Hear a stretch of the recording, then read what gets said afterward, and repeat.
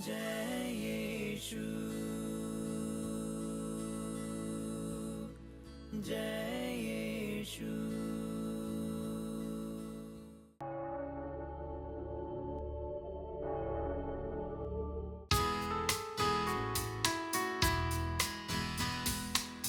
यीशु तू राजा है, शांति का राजा है। जितना महान हो तुम, उतना ही दयालु भी है। तू सहारा सदा सर्वदा, तेरी आराधना हो, तेरी आराधना हो। तू सहारा सदा सर्वदा, तेरी आराधना हो, तेरी आराधना हो, तेरी आराधना हो, तेरी आराधना हो। पवित्र परम प्रसाद की आराधना हो, स्तुति हो, महिमा हो।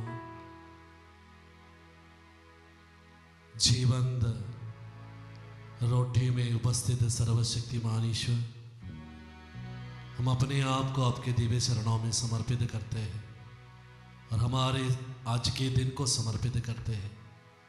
और जो भी कार्य करने के लिए हम निकलते हैं, हर एक कार्यों में आपकी आशीष और कृपा मांगते हैं। कभी कभी हम बारिश में रिट्रीट के लिए जाते समय में कुछ लोग पूछते हैं, फादर जी मैं कितना प्रार्थना करने के बाद भी मेरे साथ क्यों ऐसे होता है। मैं तो चर्च जाता हूँ, प्रार्थना करते हैं, लेकिन मुझे लगता है प्रभु मेरी प्रार्थना नहीं सुनता। तो कभी कभी आप सबों ने ऐसा कार्य अनुभव किए होंगे कि प्रभु मेरा प्रार्थना नहीं सुनता, मैं कितना कुछ करने के बाद भी मेरे साथ क्यों ऐसे होता। संत योहन का सुसमाचार अध्याय 2 में वो वचन पढ़ते समय में मुझे ऐसे लगा, भले ही हम प्रार्थना करते हैं, लेकिन हम प्रभु की इच्छा को इंपॉर्टेंस नहीं देते, या प्रभु जैसे हमें बोलता है वैसे करने के लिए शायद हम तैयार नहीं। हम पवित्र ग्रंथ में इब्राहिम के बारे में इस प्रकार कहते हैं कि विश्वासियों की पिता है इब्राहिम। इब्राहिम को जब प्रभु ने पुकार कर बोला, तुम अपने देश को, अपने सभी कुटुंबों को छोड़कर जिस देश में आपको दिखा रहा हूं वही जाना, साथ में सिर्फ अपने बीवी को लेकर जाना। लेकिन इब्राहिम ने अपने भाई लोत को लेकर के, प्रभु ने कुछ नहीं बोला। प्रभु ने इब्राहिम का स्वातंत्र्य पर हाथ नहीं डाला, लेकिन प्रभु ने सिर्फ इब्राहिम को कहा अपनी पत्नी को ही लेकर जाना, लेकिन इब्राहिम ने अपना भाई को भी लेकर गया। बाद में वो व्यक्ति द्वारा उनके परिवार में प्रॉब्लम बढ़ना शुरू हो गया।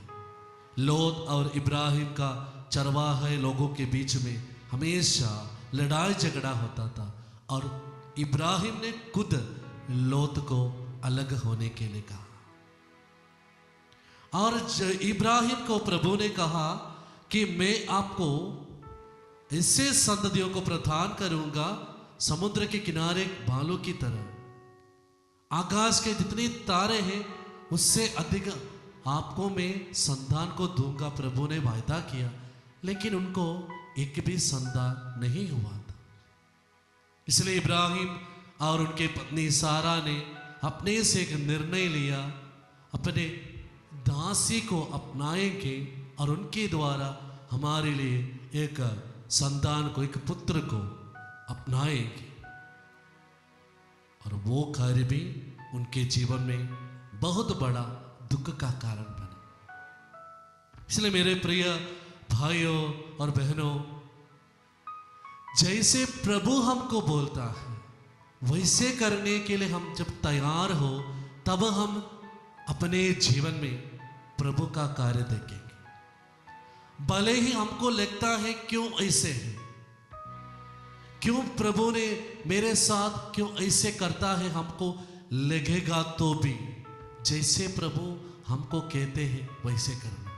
एक दिन रिट्रीट सेंटर में एक भाई आया और मुझे बताया कि फादर मेरे जीवन में बहुत सारे प्रॉब्लम्स। उनको मैं इतना ही कहा कि जाकर एक अच्छा पाप स्वीकार करना, लेकिन उनको अच्छा नहीं लगा। उन्होंने सोचा कि मैं हाथ रखकर उनके लिए प्रार्थना करें और उनके ऊपर आशीष पानी चिपकाए, ये सब कार्य उनको पता है। लेकिन मैंने उसको यही कहा कि आप जाकर एक अच्छा पाप स्वीकार करना। उनको बहुत बुरा लगा, फिर भी उन्होंने मेरे बात को मानकर रिट्रीट में भाग लिया, एक अच्छा पाप स्वीकार किया।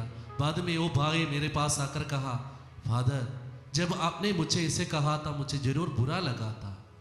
मुझे लगा फादर क्यों ऐसे कर रहे, मेरा दुख क्यों नहीं समझते हैं। लेकिन मुझे पता चल गया कि मेरे जीवन की अवस्था के कारण मैं इतने पाप में डूबे हुए थे। तो मेरे प्रिय भाई बहनों, आप जैसे प्रभु बोलता है वैसे करने के लिए तैयार होना। प्रभु ने खाना विवाह महोत्सव में जब अंकुरित समाप्त हो गया, प्रभु ने सेवकों को कहा मटकों में पानी भरो। प्रभु ने यह भी नहीं बोला कि आप जाकर थोड़ा अंगूर लेकर आओ, हम अंगूरी बनाएंगे या चमत्कार करेंगे। वहां अंगूरी की कमी था, क्योंकि प्रभु ने कहा पानी भरो। हमको भी बहुत कार्य अजीब लगेगा, क्यों ऐसे होता है, लेकिन सेवकों ने प्रभु का बात जैसे प्रभु बोला वैसे ही मान लिया। तब वचन में हम देखते हैं प्रभु ने एक शब्द भी ऐसे नहीं कहा, उसके ऊपर आशीष की प्रार्थना पड़ा या कुछ ऐसे कार्य किया, कुछ नहीं। प्रभु ने बोला सीधे निकाल कर प्रबंधक के पास लेकर जाओ। अब प्रबंधक ने जो अंगूरी को चखा, जो पानी अंगूरी में बदला था, वो उनको सबसे अधिक श्रेष्ठ लगा, अच्छा लगा। मेरे प्रिय भाई बहनों, जैसे हम अपने जीवन में प्रभु बोलते हैं, आपके जीवन में कैसे कुछ कार्यों को आपको लगेगा कि आप जाकर एक पवित्र निस्साबलिता योगिरीति से चढ़ाना होगा, या आपको कहेंगे कि उपवास करना हो, या एक अच्छा पाप स्वीकार करने के लिए कहते हो। जैसे बोलते हैं हम बिना बुनबुनाए दिल से प्रभु का वचन को स्वीकार करेंगे, तो हम अपने जीवन में देखेंगे प्रभु का चमत्कार कैसे होता है। वही मां मरियम भी हमें सिखाते हैं। बेटा बेटी अपने परिवार में मां मरियम और संत यूसुफ पिता ने, ईश्वर ने जैसे बोला वैसे करता रहा, वो अनुग्रह का कार्य बना। और हम अपना मर्जी करें, अपना दिमाग डालें, तो वो हमारे लिए अनुग्रह का नहीं अभिशाप का कारण बनेगा। इसलिए हर एक दिन ये बात को याद रखना, प्रभु हमको जैसे बोलता है वैसे करने के लिए तैयार होना है। वो विनम्रता होना चाहिए और अपने दिल और दिमाग को प्रभु के पावन चरणों में हमें अर्पित करते हुए आगे बढ़ना है। प्रभु हम सबों को आशीष प्रदान करें और हर एक दिन हम प्रभु की इच्छा को अपने जीवन में पूरा करने के लिए हम प्रयत्न करें, आगे बढ़ते जाए। प्रभु हम सबों को आशीष दे। पिता पुत्र और पवित्र आत्मा के नाम पर हम सभी लोग सिर झुकाकर सर्वशक्तिमान ईश्वर की आशीष को हम ग्रहण करें। पवित्र परम प्रसाद की आराधना हो, स्तुति हो, महिमा हो सदा सर्वदा।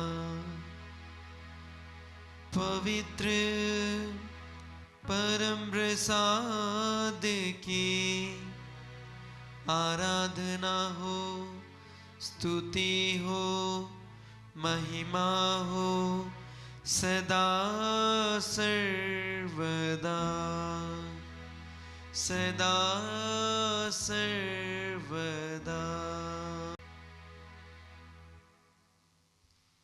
सबों को जय यीशु, हैव ए नाइस डे।